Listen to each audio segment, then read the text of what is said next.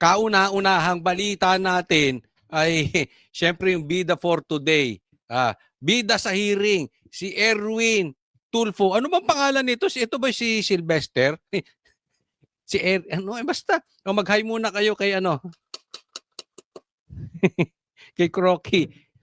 Okay, sige, pag-usapan natin to si Tulfo. Pambira talaga, oh. Wala ho tayong pakialam sa batas na yan. Sometimes, you have to bend the law to be able to please the people. Nako, yun naman pala. We have to bend the law. Oh. So, wala nang batas-batas. Mas mataas po ang taong bayan sa batas. Am I right, Secretary Remulla? Yes, sir. Humahanap pa ng kakampi, bakla ang animal. Bading ka, Tulfo, bading ka. Hindi po lahat ng Tulfo, si Ben Tulfo, maayos yun. Pero ito, humanap ng kakampi. Halatang halata yung script, may GC yan. May GC. Huwag palusutin si Diskaya. Palusutin yung ibang mga mga ibang sino na basta yung magtuturo at maglulusot kay Tambi at magtuturo sa DDS yon. Halatang halata, oh. Yes, sir. Mr. Chairman. Thank you, Mr. Sa batas. Am I right, Secretary Remulla? Nako. Yes, sir. Iyon. Diba na to, ano? To be able to please the people, mas mataas po ang taong bayan sa batas. Ayun, importante yun. Mas mataas po ang taong bayan kesa sa batas. Kung gusto ka naming sampalin, mga 1 milyon, taas dito ang kamay ng gustong batukan si Tulfo. Diba? Taas ang kamay. Paano kung 1 milyon kami gusto ka naming batukan? Pwede na ba yon? Legal na ba yon? Kasi marami kami. Gangster. Gangster ito. Sindikato. Di ba? Ganyan na mangyayari sa atin. Law bender to si So ibig mong sabihin, since malakas yung channel ninyo, ang tawag dyan ay social media law o Tulfo law. Tulfo law. Basta malakas ka, basta maraming sigaw ng taong bayan.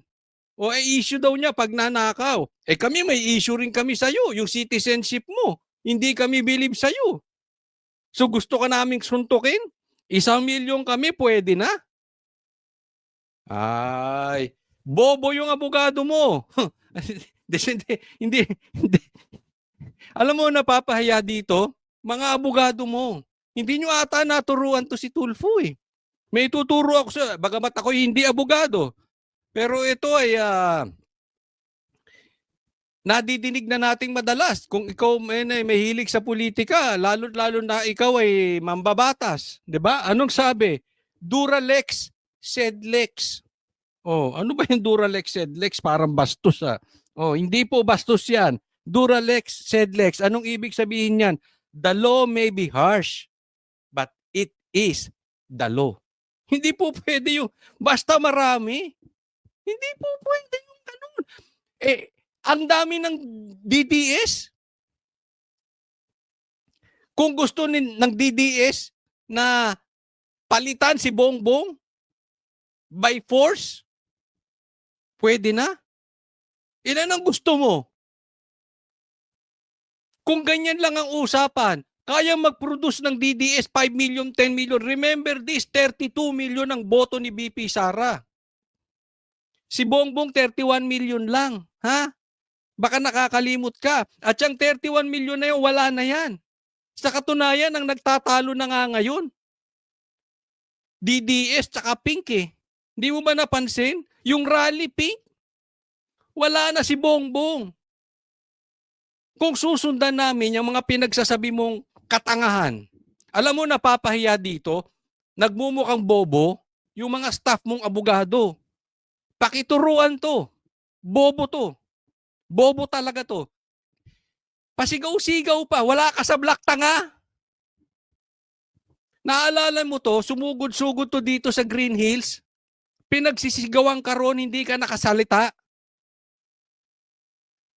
Di ba? Tamimi ka ron. Pag nandiyan ka sa teritoryo mo, Dahil may immunity ka, pasigaw-sigaw ka, tanga, may mic ka. Gamitin mo yung mic mo. Wala ka sa vlog. Huwag mo akong gayahin. Nasa vlog ako eh. Pwede sumigaw. Pero tatandaan mo, wala ka sa... Hindi ka nagbablog, tanga.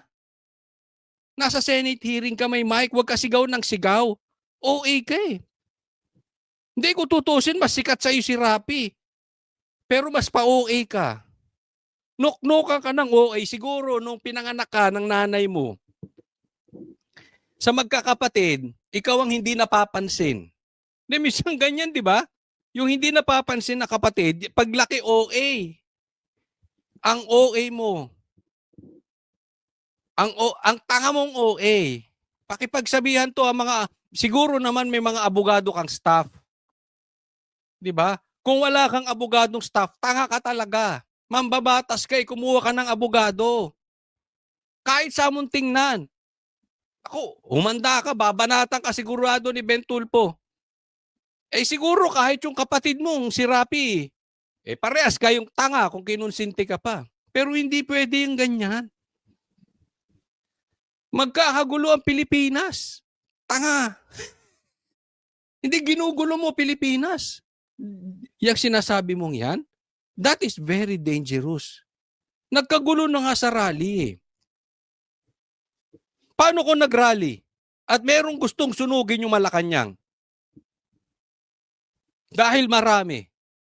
You have to bend the law? Dahil sa tingin ng taong bayan, magnanakaw si Bongbong? Sunugin yung Malacanang? Bobo ka.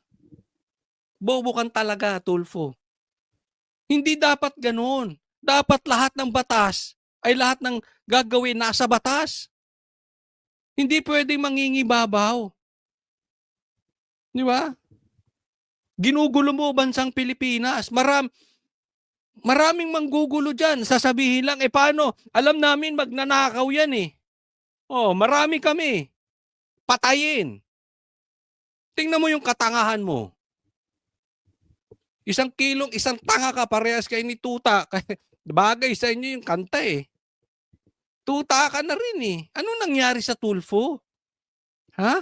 Anong nangyari sa inyo, Tulfo? Hindi lahat ha. Ang bihira. Oh. O to, next topic. Tingnan nyo po to. O to, isa pang tanga to. Tingnan Can you nyo. register my continuing objection, Mr. Chair? I will question the objectivity of this proceedings if you will not allow me to raise this point. Maybe Ano? in the plenary this afternoon I will raise it. Go ahead. Mr. Alcantara, you proceed with your statement. Why did you choose, for example, Grimes?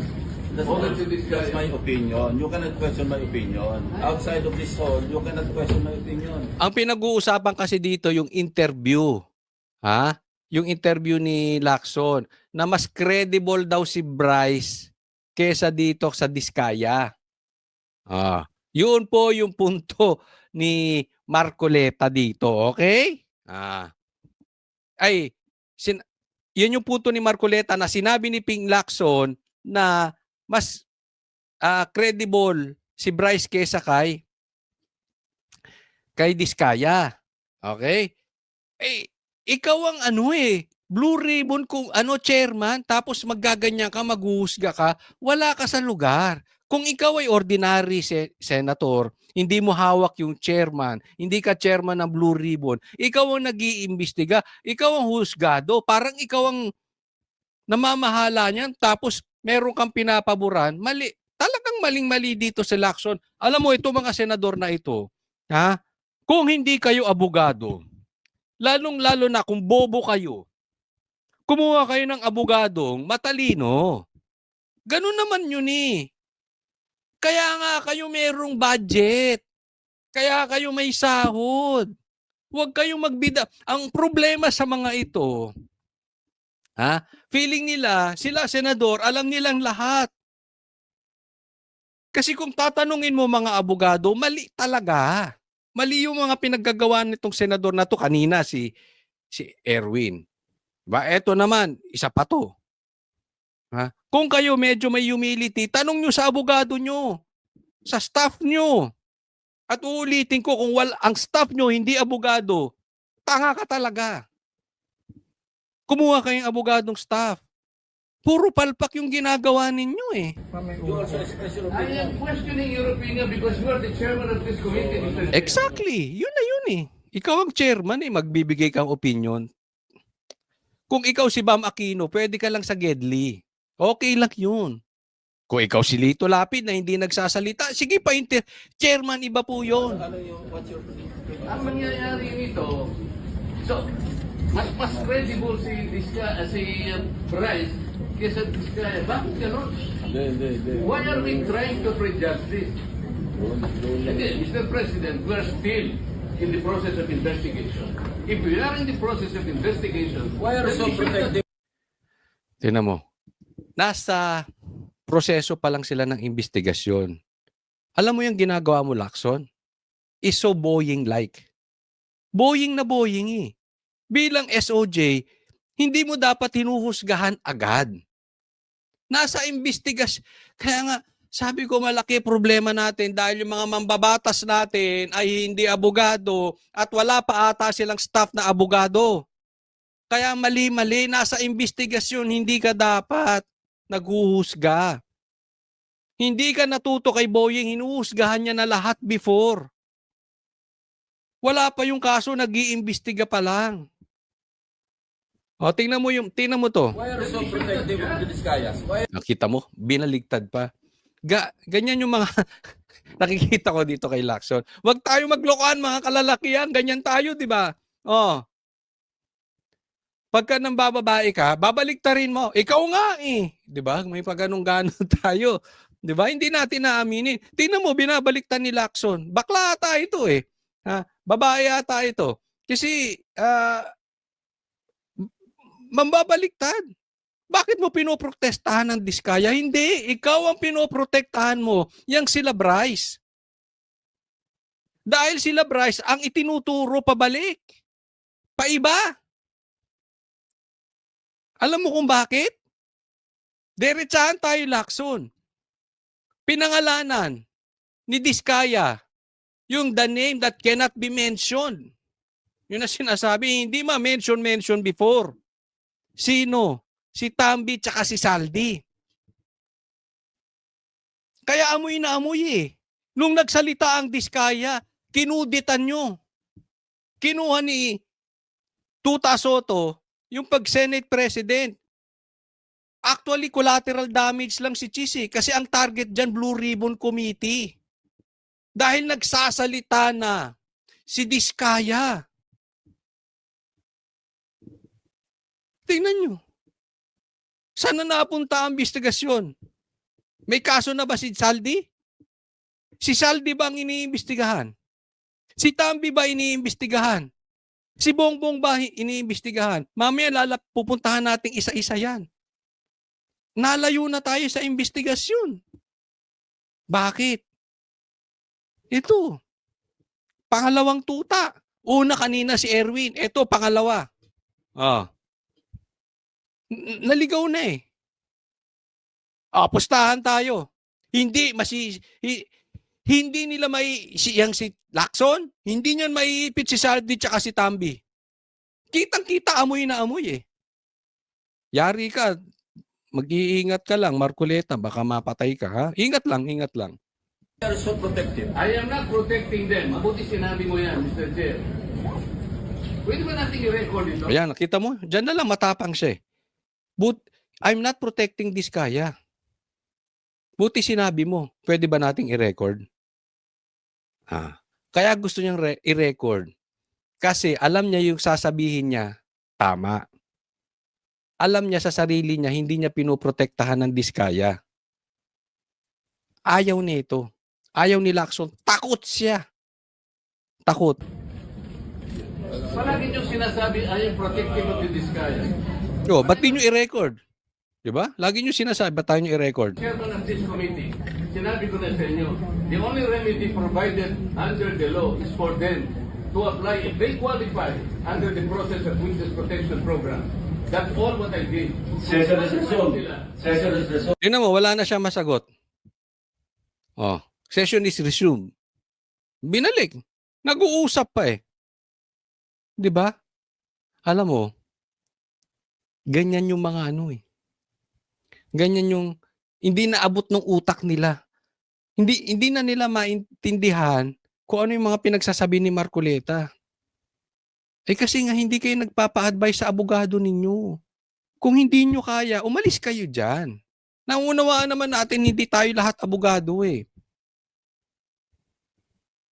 Pero magpasuggest kayo. Kung hindi nyo kaya magpasuggest, eh, bitaw ka.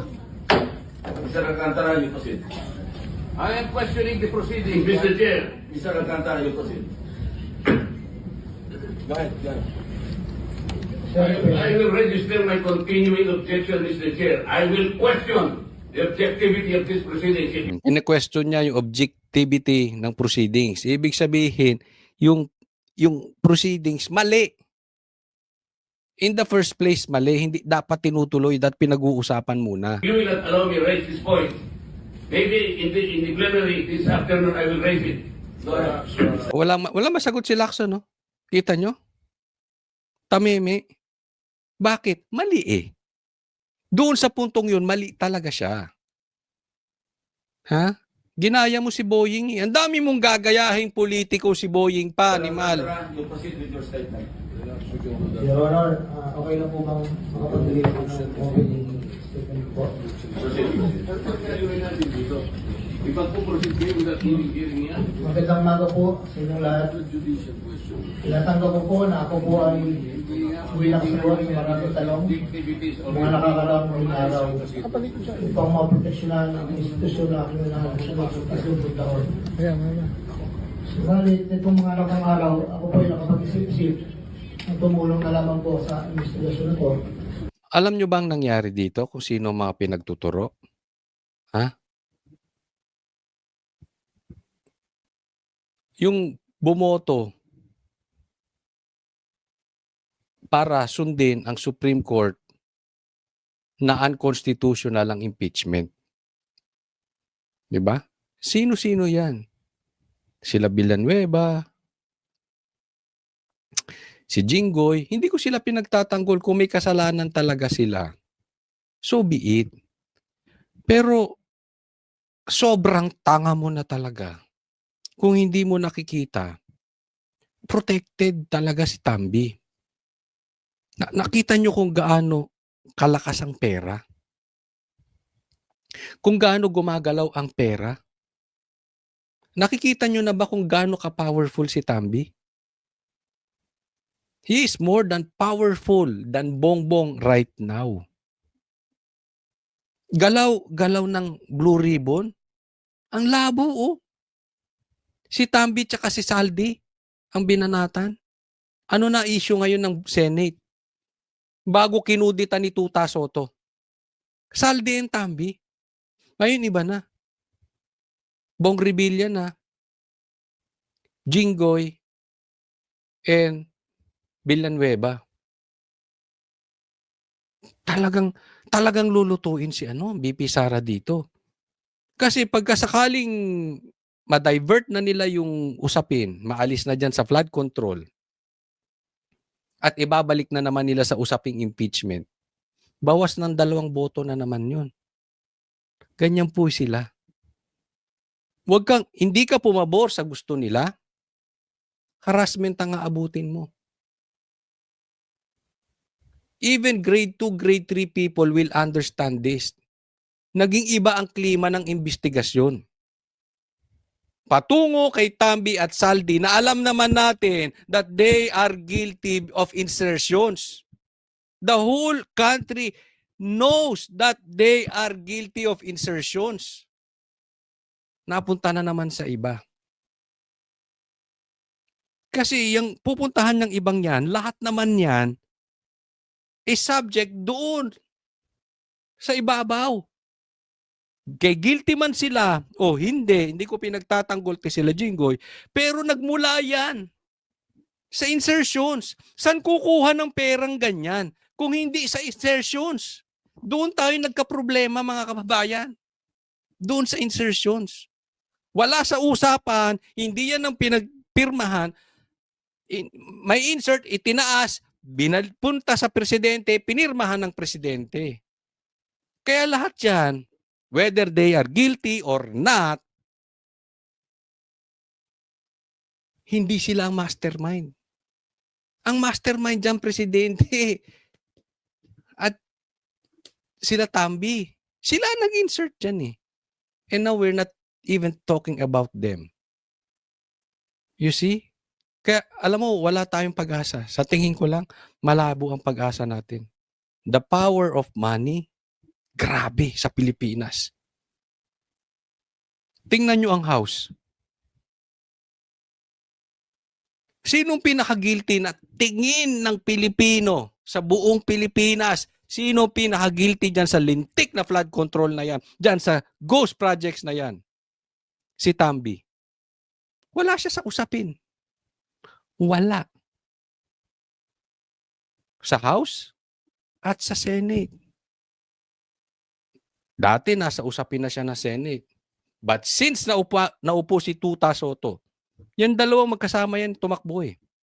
Si Tuta Soto at si Lacson eh. Tindi, di ba?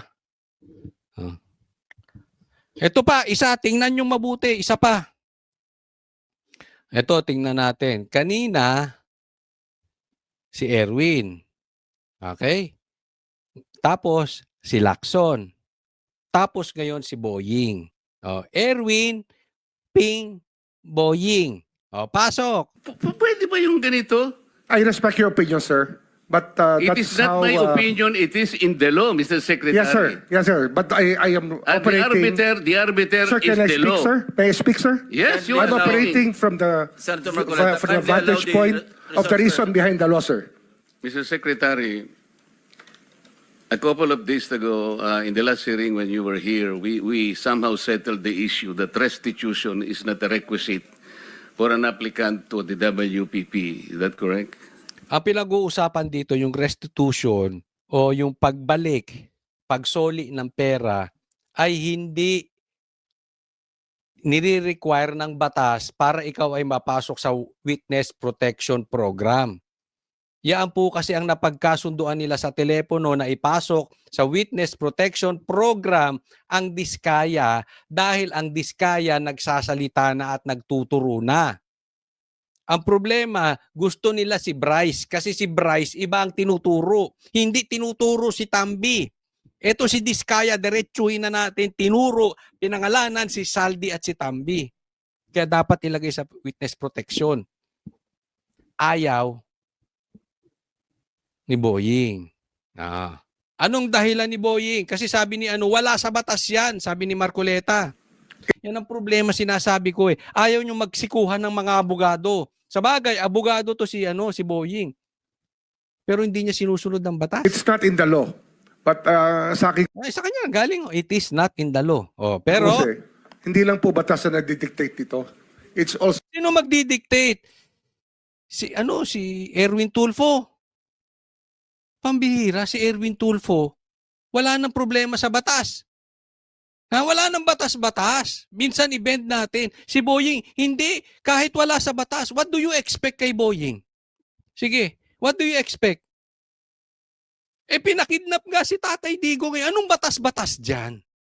Alam niyang hindi siya pwede, may kaso siya, hindi siya pwedeng ombudsman. Pinagpipilitan. Anong batas? Walang batas-batas sa mga yan. Yung kay PRRD, lantarang binastos ang due process. Same thing nang sinasabi niya rito, hindi lang to batas, hindi ba? Akita nyo na. Ang power ng pera, ng posisyon, compared sa batas. Wala na. Kayo mga abogado, tigil nyo na yan. Kayo mga nag-aaral ng law school, tigil nyo na yan. Ang gawin ninyo, punta kayo sa mga party list na mga recruiter. Yung mga recruiter na party list, kasi ang sabi nila, basta marami, wala nang batas. Joke yun, tanga.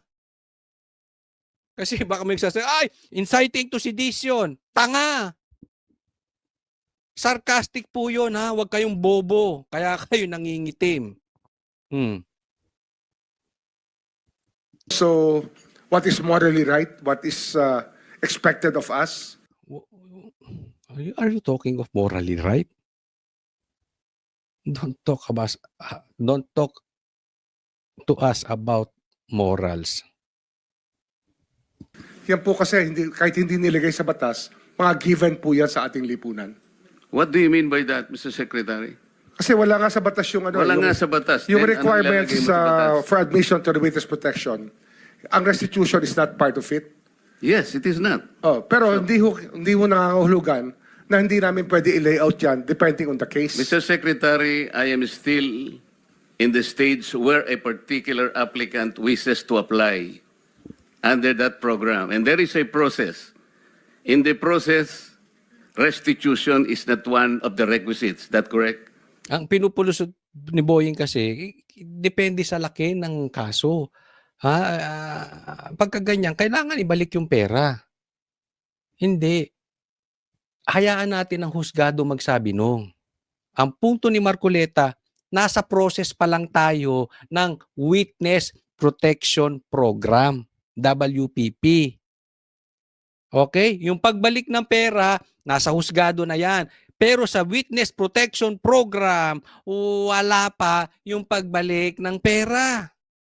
Tanga. Opo, pero if it's in terms of this case being a financial crime, sir, this is a crime against the Mr. Secretary, financial status. Hindi ko maintindihan, no? Pinapasok niya, nagpapasok siya ng kung ano-anong batas na wala sa batas. Oh, ngayon, kina-qualify niya kasi financial. Isarado nyo na yung law school. Isara nyo na, walang kwenta na yan. Kasi pag ito mga nakaupo na to, wala nang batas-batas. Diba? No, sino susunod na Senate President? Si Erwin Tulfo? Ay, itapon nyo na yung law school nyo. Ano pa silbi nun? Of the Filipino people, of the Philippine Republic, I think that it's just right. Mr. that we ask- Secretary, are you amending the provision of the No, law? sir. No, sir. But that is how we run the Witness Protection Program. As a lawyer, Yan, di ba? Hindi ko pinapalitan ng batas. Pero ako DOJ, ako SOJ. Ha? Ganyan namin patatakbuhin yung witness protection. Kahit wala sa batas. Yes, yan yung ganyan. Basta siya. Mr. Secretary, may I ask you, in a criminal prosecution, the civil liability is impliedly instituted. Is that correct? Of course. Kaya nga eh. Hindi naman nangangahulugan kung sakasakali na natapos na yung criminal prosecution. Kapag ka nakita na mayroong criminal liability yung tao, because it is impliedly implied, doon lang magkakaroon ng restitution. Yon, di ba? Meron eh. Meron po. Alam nyo kung bakit tayo siyang proteksyonan? Ha? Kasi iba yung tono na gusto ni Boying, ni Erwin at ni Ping na kantahin ng Diskaya. Diretsuhan na po tayo. Tanga ka na lang kasi pag di mo talaga alam yan. Kitang-kita eh. Kaya ginigipit ang Diskaya. Iba tono nila. Iba ang tono nila kay Bryce. So ayaw na nilang paabutin dun sa dulo para ibalik. Gusto nila ibalik ngayon, siguro, paghahati-hatian, di ko alam kung saang ahensya nila ilalagay kung ibabalik bago ka proteksyonan. Kasi, sintonado ka, Diskaya. Kung hindi ka sintonado, gayahin mo sila, Bryce, ayos ka na. Wala nang pagtatalunan. It will come after. Paano mo sasabihin na magre-restitute ang isang tao? Meron na bang findings kung magkano i-restitute on how it can be restituted? Nag-a-apply pa lang eh. Huwag po ninyong babaguhin ang requisite ng batas, Mr. Secretary. Alam lahat ng abogado, huwag niyong babaguhin ng requisites. Napaka-importante ng pag-interpret sa batas, lalong-lalo na sa pag-apply ng batas yung requisites. Oh. Ay, sabi niya, magkano ang sisingilin natin? Papaano sisingilin? Wala pa nga doon. Nasa protection pa lang, Witness Protection Program. Kung dumating ka dito, nagkaintindihan na tayo eh. Kaya nabablar ang proceedings natin eh. Kaya nga kinote ni, siguro, ang chairman kanina gusto kong ituloy ito. Sinabi niya, nagpa-interview siya, na goodwill and sincerity should be done para i-test. Pwede ba yung ganito? I respect your opinion, sir. But Na ako may tanong lang, ganito na ba talaga kaitim si Boying? Hindi. Ako, well, I have nothing against sa maitim kasi siguro I can say that. Kasi maitim din ako eh. Di ba? Pero hindi ganito kulay ni John Vic eh. So, hindi ko alam kung nagtitake ba siya ng antibiotic or what, no. Or glutathione. Kasi baka may glutang ito glutang pampaitim. Kasi medyo unusual yung kulay niya. Natatanong ko lang naman wala namang connection to sa restitution. It that is is not how, my opinion, it is in the law, Mr. Secretary. Yes, sir. Yes, sir. But I am And operating. the arbiter Sir, is can I the speak, law. sir? May I speak, sir? Yes, you I'm are operating from the Senator Marcoleta, from the kindly allow vantage the point of the resource reason behind the law, sir. Tandem talaga, ano pa si Lacson. Pagsalitain mo. What is the reason behind the law? So that we can get justice, and justice can only be attained if there is restitution. So that is the principle. Yeah. So, kailangan natin makuha yung justice. So, magkakakuha lang natin ng justice kung may restitution. Hindi ko magdi-decide nun. Korte. Ang didesisyonan mo lang ngayon, Witness Protection Program. Yan ang problema eh. Gusto nila makuha yung justice nang hindi dumadaan sa anong tawag dito, due process. Gusto nila makuha ang justice nila kay Digong, kay Tatay Digong, hindi dumaan sa due process. Gusto nila i-fast forward ang impeachment, hindi naman. Ganyan eh. Puro justice. Pero pag sila tinanong mo, fast forward. Halimbawa, merong anak, nasangkot sa droga, fast forward. Forthwith. Tapos ang kaso. May mga ganun. Behind all of these things that we are talking about now. Mr. Secretary, restitution will come after. It cannot be. Sir, it can cannot come before or after, sir. It can come before or You after. cite the law that it come before. Anong Wala batas nga yan? po sa batas eh. Sir, Huwag po ninyong babaguhin ang Sir, batas, Mr. Secretary. we are operating on a unique set of facts, and we are all of these matters are being evaluated because Alam mo, magpapaikot-ikot tayo. We are in trouble. Ako hindi ako magugulat if bukas nasa martial law na tayo. Totoo, seriously. Because these people will not respect the law. They are disrespecting the law. Ang batas ay batas. Hindi pwede may naisip ka lang according to your opinion and then you apply because you are in position. Ano, martial law?